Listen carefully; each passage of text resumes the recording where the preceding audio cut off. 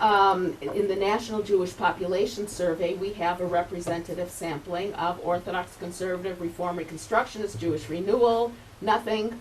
The whole, if you're looking at affiliated Jews, Orthodox Jews comprise a little over 20% of affiliated Jews. Reform is 39%, Conservative is 33%. So we see a shrinkage of the conservative movement, which is sort of hemorrhaging from the right side to modern Orthodoxy and from the left side to Reform, compared to the 1950s when conservative Judaism was the largest wing of American Judaism. If we're looking, so that's affiliated Jews, if they belong to any kind of a synagogue or temple. If you're looking at the whole Jewish population, not looking at affiliation, in the United States, Orthodox Jews are less than 10%. And people fight about what exactly the proportions are because it depends on who you're counting as Jewish. If you have one Jewish grandparent and you weren't raised as a Jew, should you still be computed? So you may see these huge differences in numbers, all the way from 4.3 million to 8 or 9 million. So the 8 or 9 million people are counting everybody in a household where there's a Jew. The 4.3 million people are counting only people who are halachically Jewish according to the strictest standards. Most sociologists come somewhere in between on that continuum, but obviously what proportion is Orthodox depends on what proportion of what. Who are you counting? So it's in certain ways safer to look at affiliated Jews, where Orthodox is about 22%. Professor Chabad, thanks so much. Professor Fishman, what is the effect that place of residence, i.e. geography, and socio-economic status of the families that you surveyed have on the gender imbalance that you have described? And also I would like to know what the response rate to the survey was. So what percentage of those eligible to participate in the national survey actually did so? And what that might tell us about the general picture. Okay. So you probably know that the 2000 National Jewish Population Survey was very contested, and there was a lot of argument about whether or not it's considered to be really reliable. That's because it's very hard to say what the refusal rate is, because there was one survey research firm doing the first part of the research, and then they lost some of the data. And then there was a different survey research firm doing it. It's the only national sample we have. And so many of us feel that what one does is one works with the sample and tries to adjust statistically for whatever the problems were. Okay? Now, in terms of geographical impact and socioeconomic impact, socioeconomic impact is very, very important, and a lot of people don't realize how important it is. Contrary to what people often think, Jews in the United States now who have high levels of education and have good salaries are less likely to marry non-Jews, less likely to intermarry than Jews who don't finish college and are not in lucrative professions. This is the opposite of what it was in 1940 and 1950. This is the opposite of what it used to be. At a time when you could get ahead better if you weren't Jewish, there was an advantage to distancing yourself from the Jewish community. There's no advantage to distancing yourself from the Jewish community now. In fact, in certain professions, it's actually an advantage to be Jewish. That's one factor. The second factor is that because Jews almost universally in the United States get higher levels of secular education, you're more likely to meet a Jew if you're both graduate students together or you're both going to medical school or law school together. So there's more opportunity to meet Jews actually if you're more advanced. I interviewed many intermarried Jews who felt bitter about Jews who were not very well educated or didn't have such good professions. So, for example, one gentleman who was a bouncer in a saloon And he's a Jewish guy who was a bouncer in a saloon. This means somebody who throws out rowdy people, okay? And he was married to a woman who was a waitress in the saloon. She was Catholic. I happened to visit their home to do the interview on Ash Wednesday. She and her daughter had schmutz on their foreheads, okay, because it was Ash Wednesday, so they had the ashes. The boys were being sent to a Jewish community day school because the way they were raising their family was the girl would be Catholic because the mother was Catholic, and the boys would be Jewish because the father was Jewish. See, this is a democracy. So and he spoke very bitterly about the Jewish community, and this is actually something which I've heard from lots of Jewish men, that when you meet a Jewish woman, the first thing she asks you is, what do you do? And they say, what she really means when she asks, what do you do, is, how much money do you make? So that's where socioeconomic, where the gender thing enters into the socioeconomic thing. And you hear women saying, not the same thing, but women also talk about not so much socioeconomically as American standards of beauty. Jewish women who, by the way, if they marry non-Jewish men, tend to marry 3 years later than Jewish women who marry Jewish men. So Jewish women will say, I wanted to marry a Jewish man, but they didn't like me. I'm tall, I'm big-boned, I'm not skinny, and Jewish men are looking for a certain physical type, and they made it clear to me that I was not what they were looking for. And eventually, I wanted to marry someone who was a mensch, somebody who was a good person, and I wanted to marry someone who liked me. And that's one of the reasons that you see this 3-year gap between Jewish women who marry Jewish men and Jewish women who marry non-Jewish men. So socioeconomic is one factor, but there are other factors as well. And geographical region, of course, has an enormous impact on many things, including gender relationships. The South, I don't know how many of you are familiar with the culture in the deep South in the United States. I'm not talking about Florida here. It's a very, very different culture.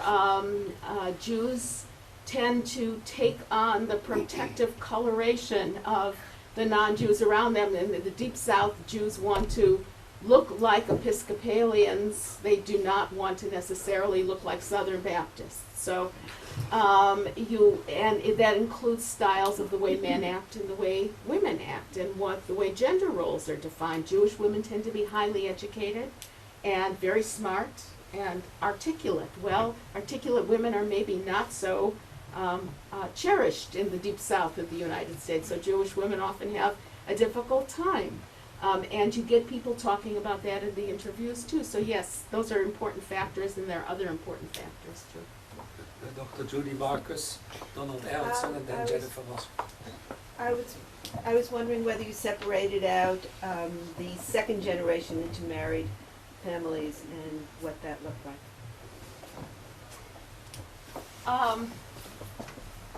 Second generation of intermarriage, there is the majority pattern, and then there's also the minority pattern. So I'll start with the minority pattern. The minority pattern is children who are disgusted with intermarriage and they want to establish Jewish homes of their own, and they come to Brandeis University, a lot of them, and they talk very angrily about their family. Like, what did they think they were doing when they had all those different religions in the household, and they're really looking to create Jewish homes. So you do have those stories, and they're often very inspiring.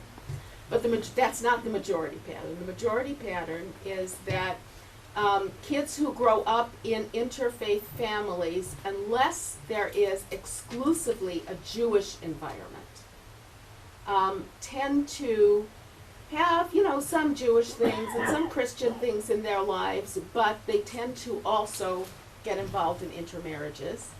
And the Jewishness becomes a kind of ethnic decoration. Nobody bothers denying Jewish background in the United States now because there's no disadvantage. But having a Jewish mother or a Jewish father is like and my grandfather is Scotch-Irish, and on St. Patrick's Day I wear green, and, we like to eat, we like to make this Irish food, and so it's like it's a good thing. You can't have too much ethnic decoration for your life because it's all seen as a very positive thing. So I think that the number that people are using is that by the time you get to third generation interfaith families, you're talking about 13% of them establish their own Jewish homes, which is probably more or less accurate. But I don't want to leave out that minority pattern, which we do see. And in fact, there is, very often there are these amazing stories about people even who were raised totally not Jewish, who somehow find their way back to Judaism. But you can't make policy decisions based on, small minority patterns. Dr. Donald Aronson. I think I'm getting your slide correct, that in the families where the female was Jewish, there was a very high percentage of raising the kids Jewish. Yes. And in the families with the male, it was only about 50%. Right. And yet when you ask the kids, what was your religion, only 40% identified as Jews. Yes. So why the drop-off from the very high percentage Yes. of women who wanted a Jewish home? Yes. Yes, thank you. I'm so glad you asked that question, because a lot of times people don't understand that intention in raising a child is not the same thing as result. So what I was talking about here today is that Jewish mothers want to raise Jewish children. So here you have about 90% of Jewish mothers wanting to raise Jewish children, and 40% of the children of Jewish mothers saying that they are Jewish. If you look at the Jewish men, 53% say they want to raise, and you get 15%, yes? So one of the things we can see is that the drop-off with men is even larger than the drop-off with women. And I think that your point is absolutely valid. There still is a huge gender difference, huge.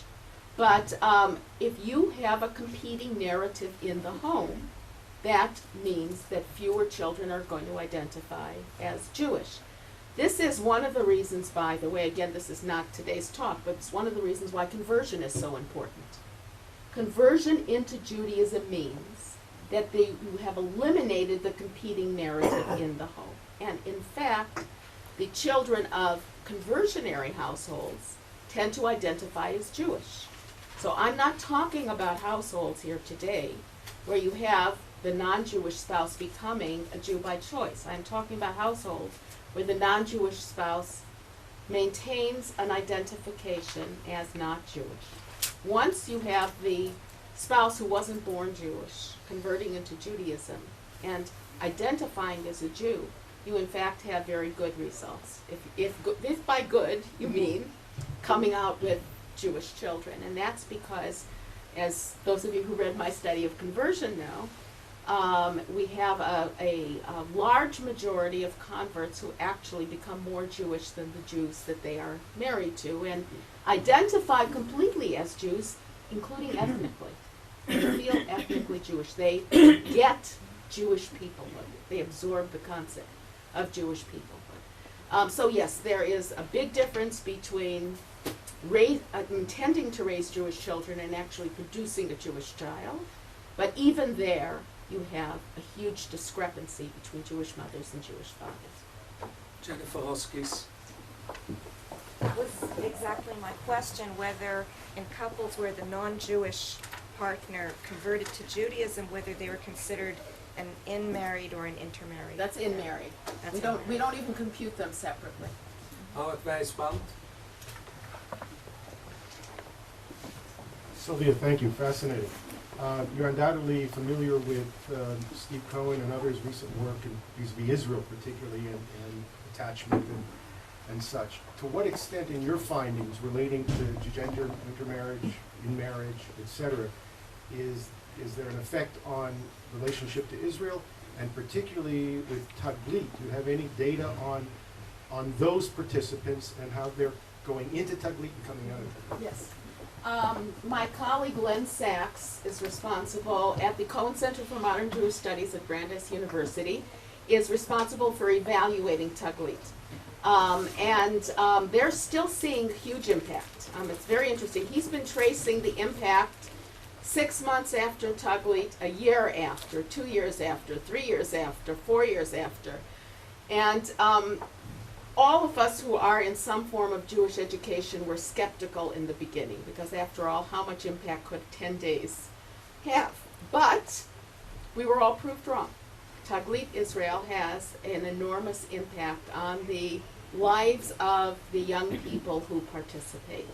And as you know, there is the whole spectrum. You have the bus. I went along as an evaluator one year, and I happened to be on a bus which was run by Chabad, although that's not called Chabad, it's called Mayanot. When they're running the bus, they're called Mayanot.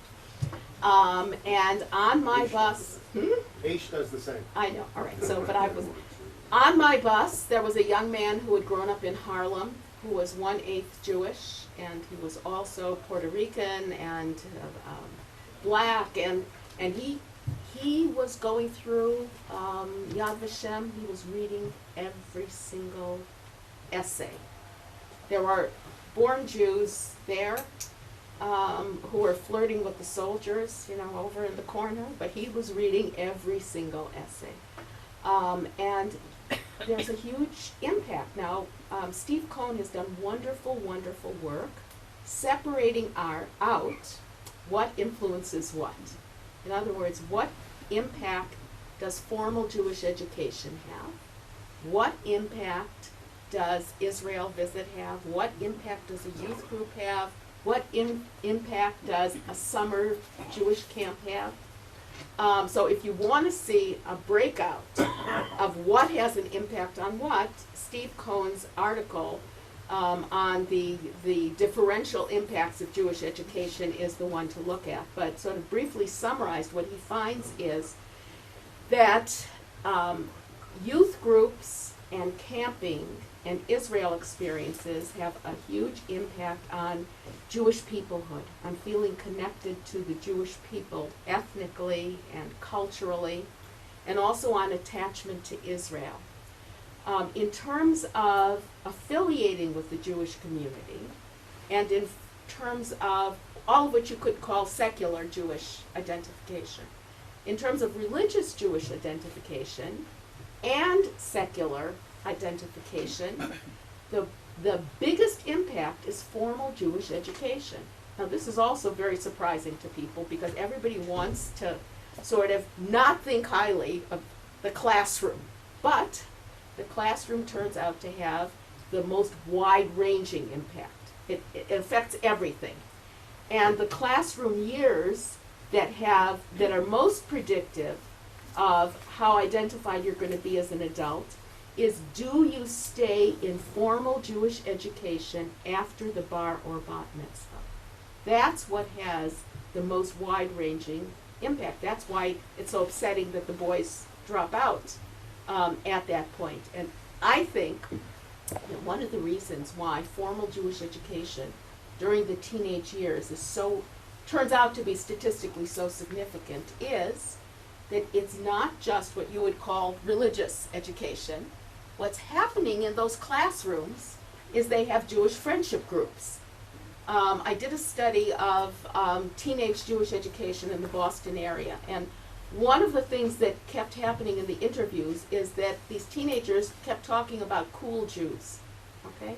They would say, oh, I liked going to this program, to ProStore, which was a 2-day-a-week program. I like going there because the kids are so cool. Now, I don't know what a 15-year-old thinks cool is, but whatever they think cool is, it's very, very important that some of the Jews you meet are cool, because if the only cool people you know are non-Jews, you are not going to think Jewish peoplehood is cool. You are not going to think the Jewish religion is cool. So friendship groups are really important, and I think that's the reason why classroom education in the teen years is so significant. It's not just what they're learning, it's who they're sitting with, it's who they're interacting with afterward. But yeah, I mean, lots of us are trying to figure out what's working so we can figure out what to do, which is where public policy comes in. Dr. Shalom Friedman. Thank you for a very rich and informative talk. My question is, simply, you spoke of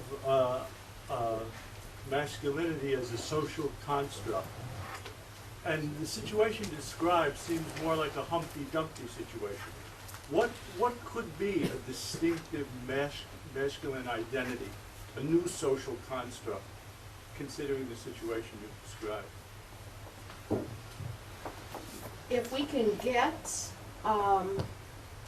aspects of Jewishness back into the way American Jews think about maleness, that's what I'm advocating.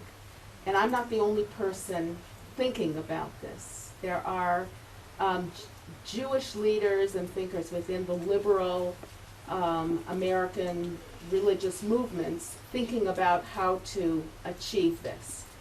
So if you look at traditional Jewish communities, the fact that if a man is really good, if a boy is really good at learning Jewish texts, they have higher status. How can we achieve that kind of evaluation of maleness in the liberal Jewish community? The fact that you have a certain status if you can lead in a prayer service as a man in traditional Jewish communities.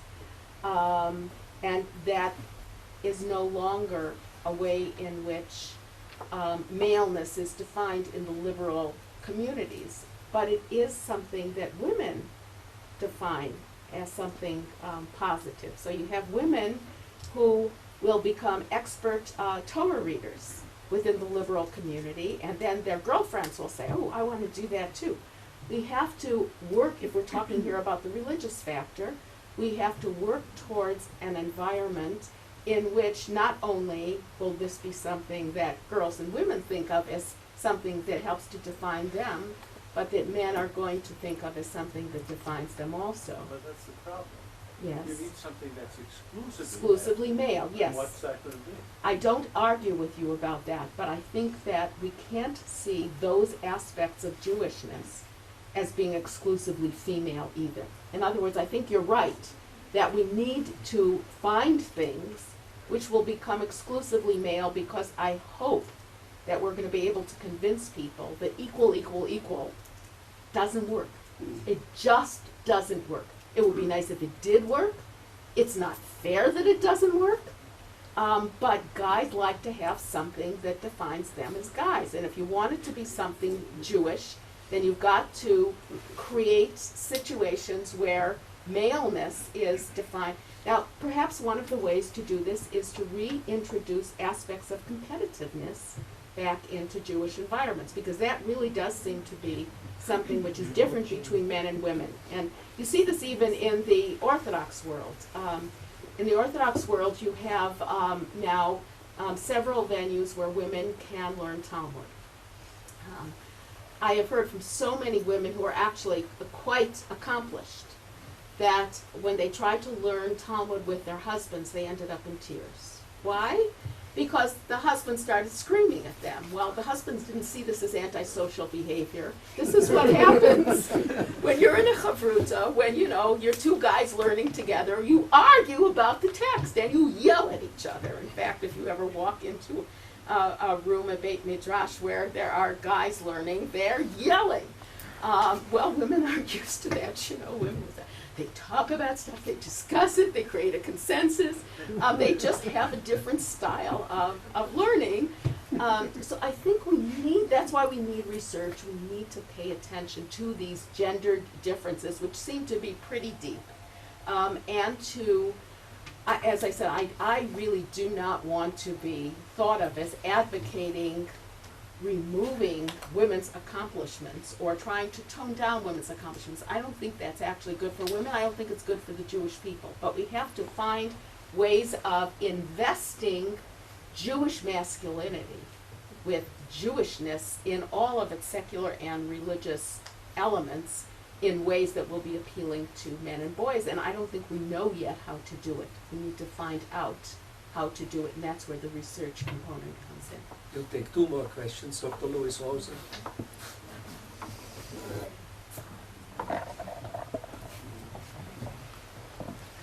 I assume there are models that would try to predict the survivability of a particular ethnic or cultural group based on its patterns of behavior, or might, looking back at groups that disappeared, try to explain what changes had resulted in their disappearance. Do you think that the gender changes you've described alter the probability of Jewish survival in 50 or 100 years, or do they improve it? I don't think that they improve it until we catch up with our men. I think it is actually a good thing that women are knowledgeable and skilled in the ways that they are. There certainly are eras of Jewish history where women did keep religion going. But I don't think it's a good idea to think about Judaism without men. When we look at Jewish communities that have disappeared, we look at the Jewish community of Kaifeng, China, for example. One of the reasons why it kept itself going for hundreds of years, but it eventually disappeared. One of the reasons was that there was no rabbinic leadership and training. What happened was that because that community was so cut off from the outside world of Jews, that rabbinic leadership became a dynasty. It was passed on from father to son, but the sons and the grandsons didn't know anything. So they were keeping something going that they only had like the vaguest idea what it was, so that the Jews in China lost their ethnic capital. If you want to see a definition of ethnic capital, they lost their language. They didn't know any Jewish languages. And that, by the way, is thought of as a secular accomplishment. If you want to think about what is secular ethnic capital, ethnic languages are usually pointed to as one of the primary ways of keeping an ethnicity going. And it's one of the reasons why American Jews are in trouble, by the way. A.B. Yehoshua is not wrong about that. What is he? The only thing he's wrong about is that you can depend just on language, which I don't think you can. They had no knowledge of Jewish foods, music, texts, culture of any kind, except that they didn't eat pork, which is one of the reasons why when they wanted to be established as a separate ethnic group under Mao Zedong, he said, do you know language? Do you have languages? Then he said, we don't eat pork. He said, you must be Muslims, because that was a group that had all of these ethnic accoutrements, but also didn't eat pork. You do need both men and women involved. So that's one of the reasons that I think this is a crisis situation. I think that even though sometimes when I mention to some of my female colleagues that this is what's happening, their response to me is, well, what do we need them for? Them being you, guys. So I think we do need them. I don't think that you can think about Jewish culture being primarily female. I think that there has been a very valuable correction, if I can use a stock market term, in that women are now fully invested much more than they were in Judaism and Jewishness. But I don't think this is can't proceed this way. We need to make a change. So I always believe in advocating and making noise and making changes. So I'm actually very optimistic. I think the fact that we are noticing the challenge now means that we can respond to the challenge. And I think the more Jews know about Jewishness, the better it is. Final question, Hannah. I was just curious. During this past year, there was a story that made, I think, the New York Times about a very well-educated, I think, yeshiva background professional, Noah Feldman, I think was his name. I don't know if you recall that. Yeah, I recall it. And he apparently had a very intense Jewish education and married I think, a Far Eastern woman, maybe Chinese or Korean. And he had a very strong argument in the newspaper about the unwillingness of his former yeshiva friends in maintaining their friendship. And I just wondered, I was in Jewish education and taught in schools from Beis Rivka to Reform Day schools. And as an educator, I was really interested in the fact that someone with such an intense Jewish education obviously married an educated woman from another group, and I wondered if you would comment on that. So, yes, I certainly remember the Noah Feldman story, particularly since my children went to day school with Noah Feldman.